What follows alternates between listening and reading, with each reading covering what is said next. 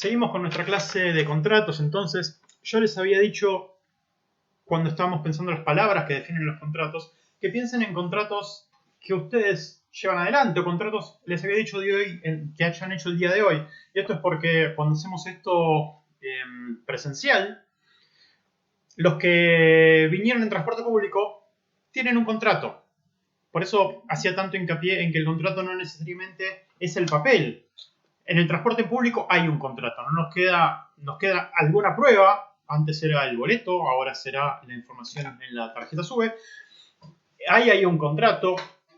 Una compra de cualquier cosa en un kiosco o en un supermercado es un contrato. Hay diferentes niveles de complejidad de un contrato. Y se me ocurrió, ya que no estamos teniendo la interacción, por lo menos al mismo momento que de esta clase, de buscar contratos que pudiera encontrar acá. Tengo uno que es de estos días, que es una compra de un libro. ¿Sí? Sería un contrato sencillo de compra-venta, que vamos a ver al final de esta clase. Pero acá también hay, por la situación que estamos pasando, un contrato de entrega, que ni siquiera sé si la editorial a la que se lo compré me lo mandaron ellos o me mandaron a un tercero. Los contratos tienen dos partes, como mínimo, pero pueden tener más. Acá encontré, hablando de papeles, un ejemplo más o menos, que es un recibo hecho a mano de una instalación de cortina que parece que me hicieron hace unos años, en donde yo daba un anticipo a la misma persona que me vendía la cortina, me la venían a instalar. Entonces, como estoy pagando en dos veces y había un trabajo en el medio y trabajos pendientes, pusimos la fecha de todos los pagos y la firma de los dos. Esto no es el contrato y tampoco sé hasta dónde es válido como prueba, pero esto muestra que atrás hubo un contrato. Y quiero usarlo, me pareció simpático para mostrar que el papel en sí no es el contrato. Ni siquiera las dos firmas son el contrato. El contrato en realidad es ese acuerdo entre las dos partes. Por supuesto que el problema de no tener un contrato escrito, detallado, explícito, va a ser de prueba en todo caso, de la validez de las pruebas, pero no hace a la no existencia del contrato que las pruebas sean más difíciles o que no haya prueba escrita. Después, cosas que pueden encontrar en su casa, un contrato de servicios públicos. Este también es un contrato, el contrato con Metrogas de mi parte, tiene una regulación especial que nosotros nos vamos a ver en esta materia, pero lo que sí vimos recién es que los contratos tienen el límite del orden público. Y en los contratos de servicios públicos, luz, gas, agua, servicios esenciales, el orden público está mucho más presente. Si yo no pago un mes de Metrogas o de agua, no me la cortan enseguida, a diferencia de lo que puede pasar con cualquier otro tipo de servicio mensual. Siguiendo con estos ejemplos, encuentro algo que todos vamos a encontrar seguro, un manual de instrucciones de un aire acondicionado. Son las cosas que tenía en mi casa. Y acá encuentro que tengo una compraventa con el supermercado, pero a su vez tengo un envío, que miren la cantidad de papeles que hay. Esto para una compraventa. Pero claro, no es una compraventa, es una compraventa. Es una instalación que me hace un tercero y además es la garantía, con lo cual yo tengo como mínimo con 3 personas y tendría que ver un poco más detalles hasta donde hay responsabilidad eventual del fabricante. Por suerte no pasó nada, pero acá hay un contrato bastante más complejo. Y si hablábamos antes de obligaciones, en la clase anterior quiero decir, en una compraventa, obligación de entregar, obligación de pagar. En este contrato del aire acondicionado hay varias obligaciones más. Incluso en una sencilla compraventa de alimentos en un supermercado, ojo, que parece que hay solo 2 obligaciones, pero si por culpa del supermercado nos vendieran algo que no está en condiciones, no nos informaran y nos hiciera un daño, hay posibilidad de reclamar. ¿Por qué? Porque el supermercado tiene otras obligaciones, no solamente entregar el producto, sino entregar un producto en determinadas condiciones de salubridad. Esas obligaciones no surgen del contrato de compraventa estricto, sino de la ley. Y después, para cerrar, yo les decía, cuando hacemos la clase presencial, hablamos de los contratos del día. Para esta clase virtual, ustedes también tienen que haber tenido un contrato, como mínimo algún contrato de telefonía, de provisión del servicio de internet. Y si ustedes ven en sus billeteras, van a encontrar un montón de contratos bancarios. Sobre el final de la clase vamos a hablar de los contratos de adhesión, de las complejidades que tienen estos, no en detalle, pero vamos a dar una idea. El mensaje es que estamos rodeados de contratos constantemente, estamos rodeados de obligaciones y por eso también es relevante entenderlos. Esto no quiere decir ir por la vida pensando en contratos, pero sí cuando empezamos a embarcarnos en un negocio, darnos cuenta que todas las relaciones de negocio que vayamos teniendo con mayor o menor formalidad, con más complejidad o menor, vamos a tener algún contrato y de ese contrato van a surgir obligaciones y responsabilidad. Bien, vamos a entrar en algo que es clásico de abogados, clasificar lo que estamos estudiando. Así como vimos que había una clasificación de obligaciones, tampoco a la clasificación de contratos le vamos a dar muchísimo tiempo, pero vamos a decir un par de palabras. Me gusta la primera clasificación en bilaterales o unilaterales porque es un poco confusa. Se va a decir que un contrato es bilateral no cuando haya dos partes, sino cuando haya obligaciones recíprocas, es decir, las dos partes tengan alguna obligación. Ustedes me van a decir, profesor, esto es medio obvio. Bueno, sí, claro, en una compraventa o en un alquiler hay obligaciones de las dos partes. Pero hay algunos contratos que son unilaterales. ¿Qué quiere decir? Que una sola de las obligaciones que una sola de las partes tiene obligaciones. Por ejemplo, hay un contrato que se llama de mandato. En el mandato, a una de las partes se le da un poder para actuar, para ser un gestor, por ejemplo, de negocios de otro. Y ahí no hay dos obligaciones. El único que tiene obligación es aquella persona que va a hacer la gestión. La otra persona firmó, le dio el poder. Y hay obligaciones para una sola de las partes. ¿Por qué digo que la persona que firmó el mandato no tiene obligaciones? Porque el contrato nace justamente con la entrega del mandato, no antes. Y no es una obligación de la persona firmarle el poder. De ahí nace el acto jurídico. Entonces, a partir de ahí, hay obligaciones de una sola de las dos partes. Siguiendo con esta idea de traducir algunas palabras que jurídicamente no significan lo mismo que en el lenguaje cotidiano, tenemos contratos onerosos y gratuitos. Y esto no quiere decir que estemos hablando de dinero o no. En los contratos gratuitos también hablamos de dinero o de derechos patrimoniales. Lo que quiere decir es que lo oneroso es cuando un contrato cuesta. O sea, cuando yo obtengo la ventaja o la satisfacción de mi interés haciendo alguna contraprestación. La compraventa. Yo obtengo el bien que quiero, pero haciendo una contraprestación, el dinero. Los contratos gratuitos es donde la persona que obtiene el beneficio o adquiere un derecho patrimonial lo adquiere sin dar nada a cambio. Por ejemplo, una donación. La donación es un contrato, hay una de las partes que recibe un beneficio económico, pero esa parte no hace nada más que aceptarlo.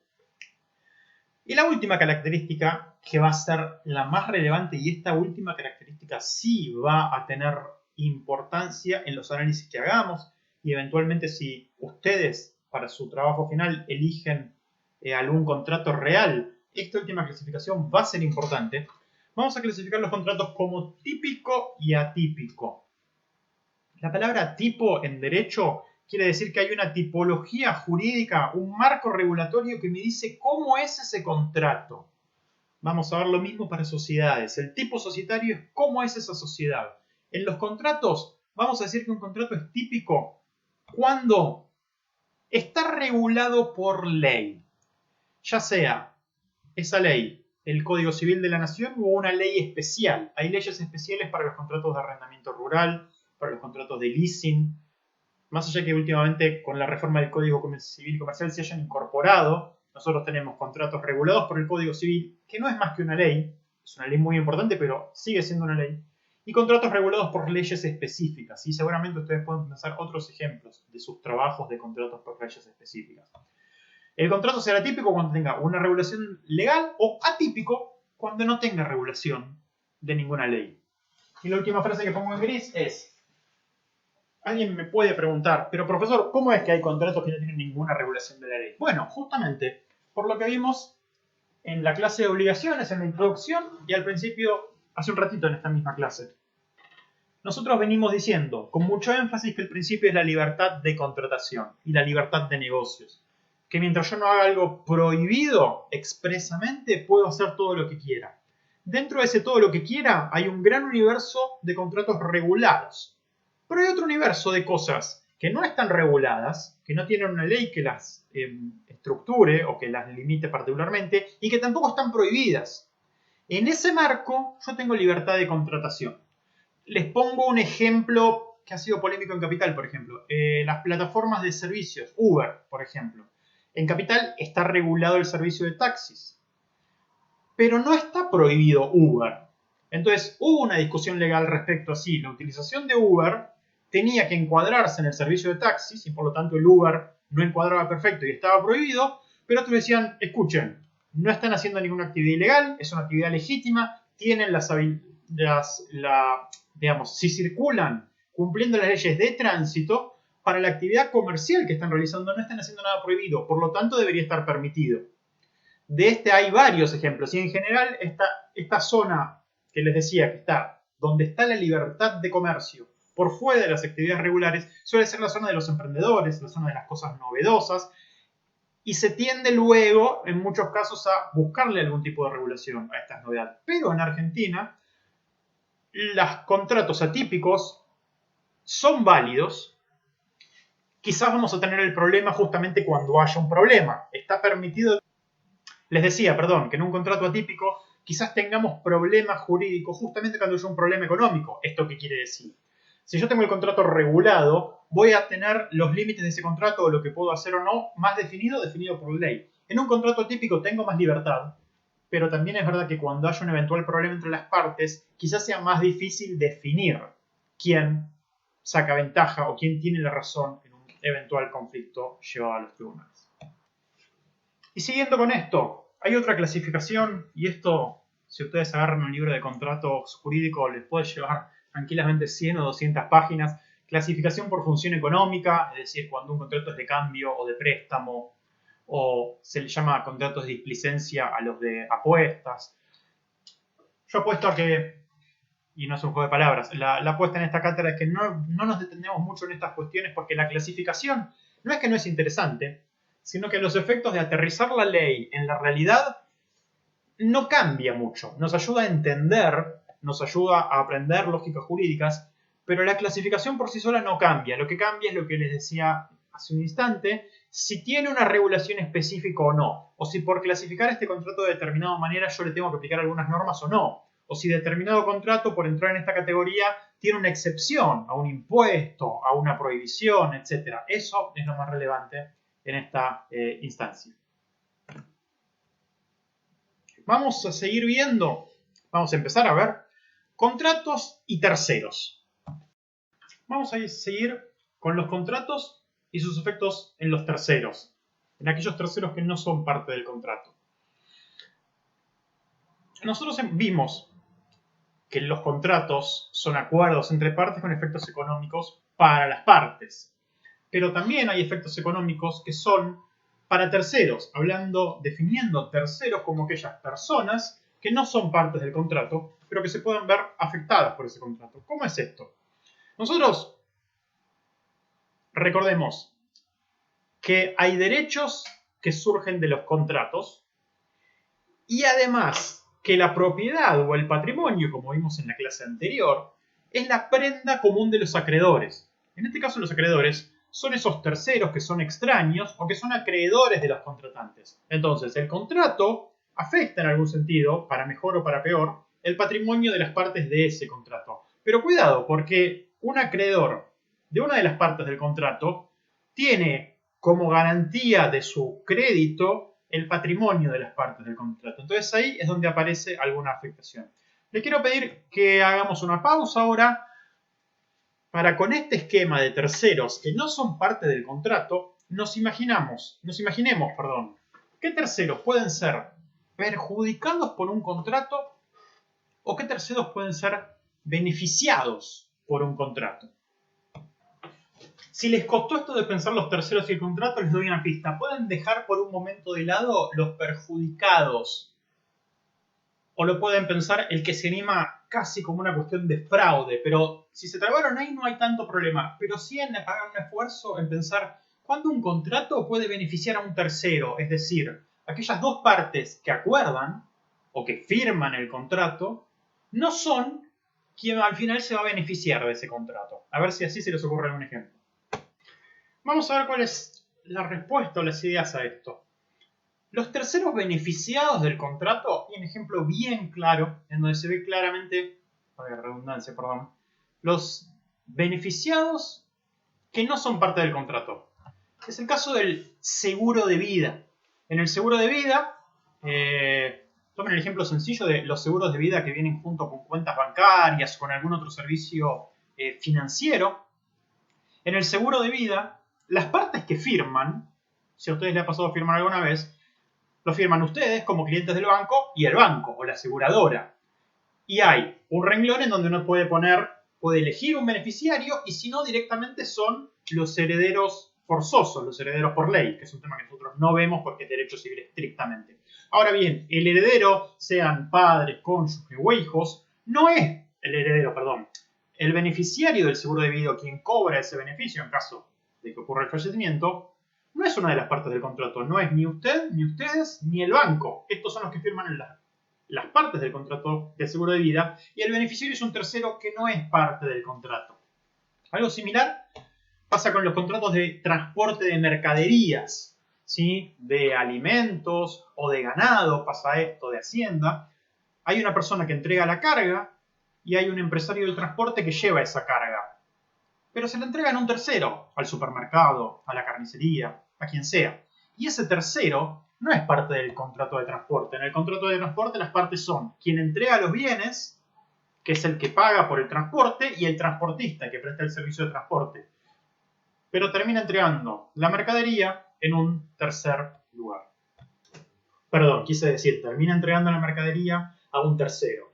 Entonces, resumiendo la idea que les estoy dando, hablamos de un tercero beneficiado, justamente entendiendo a tercero como alguien que no es parte del contrato, que no es parte, en todo caso, es parte del negocio, entendiendo el negocio con una visión amplia, pero no es parte del pequeño negocio que está enmarcado en los límites de ese contrato.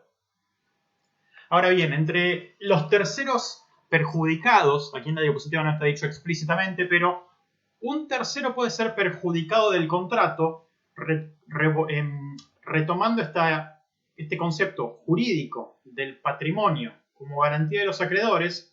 Podría haber algún caso en donde un contrato, por ejemplo, de compraventa o incluso de donación, si el que donara parte de sus bienes fuera deudor de otra persona, esta donación afectaría la garantía de la deuda del tercero. ¿Sí? La donación sería entre una persona y la tercera que recibe los bienes. Pero si la persona que entrega los bienes además tiene otra deuda por otro tipo de contrato o obligación, esta persona es un tercero a efectos de este contrato, pero se puede ver perjudicado. No necesariamente, yo les dije, antes le di la pista del fraude como idea de pensar que puede haber malintención de parte de este deudor. No necesariamente tiene que haber fraude o alguna cuestión que esté reñida con la ley, pero sí puede pasar que determinado contrato afecte patrimonialmente la garantía de otro deudor. Y en ese caso, hay acciones que se pueden hacer. Acá voy a hacer un pequeño paréntesis, que es esa pastilla de texto que tienen en gris. Yo no les dije, ya habíamos hablado de acciones nosotros cuando vimos obligaciones, yo no les definí las acciones y no vamos a profundizar mucho, pero me olvidé de hacer esto y no quiero dejarlo pasar. Las acciones, las medidas precautorias, el embargo, lo que vamos a ver a continuación, las acciones son herramientas jurídicas, pero en particular herramientas procesales que nos da la legislación para proteger nuestros derechos. Entonces, el embargo. Si a usted le deben y no le pagan e incumplen las obligaciones, usted tiene derecho a embargar a esa persona. Pero cuando digo tiene derecho, no hay que pensar la acción de embargo o la acción como un derecho en sí. La acción es una herramienta procesal, porque es una cuestión de trámite judicial, no la puedo hacer yo por mi cuenta, la tiene que hacer un juez, lo tengo que hacer a través de un juez. Es una herramienta procesal para proteger un derecho. La acción no es un derecho en sí, son herramientas, son cuestiones que nos da el ordenamiento que se tienen que hacer en un proceso penal, en un proceso judicial, quise decir, y que tienden a proteger un derecho. En este caso, el derecho que queremos proteger es la garantía del acreedor de que le van a pagar ante una eventual descapitalización o pérdida de patrimonio del deudor. Entonces, el acreedor del deudor, que ve que por otro negocio de su deudor puede estar perdiendo, es decir, un negocio en el cual él opera como un tercero, puede hacer las medidas precautorias que ya habíamos visto, el embargo de bienes, o la inhibición general de bienes, la prohibición de novar, es decir, que no se pueda mover, o incluso la intervención judicial del deudor en un extremo. Hay acciones de integración y deslinde que son mucho más complicadas jurídicamente. Esto es revocatoria. Yo les hablaba del caso de una donación que hace un deudor, con lo cual se saca el patrimonio, se le puede llegar incluso a estar dando a una persona relacionada con él, y con eso evita que ese patrimonio, por ejemplo, sea rematado o ejecutado para pagar una deuda. Si demostráramos que esto fue deliberadamente hecho para perjudicar al deudor, se podría revocar, es decir, dar por inválido judicialmente ese acto de donación. También están la acción de subrogatoria, que es una acción que es al revés a esta de perder patrimonio. Es una acción, bueno, no exactamente al revés, pero es una acción en donde si mi deudor estuviera pudiendo cobrar plata, pero no lo hace para evitar justamente con ese ingreso de plata pagarme, es decir, ya no es el caso de un deudor que tiene patrimonio y lo saca, sino el caso de un deudor de otra obligación que tiene dinero por cobrar, pero no está moviéndose para cobrarlo. ¿Por qué? Porque si yo debo y me entra dinero, probablemente me lo puedan ejecutar para pagar. Entonces yo evito ejecutar esa deuda que tienen conmigo para que después esa plata no vaya a pagar mis propias deudas.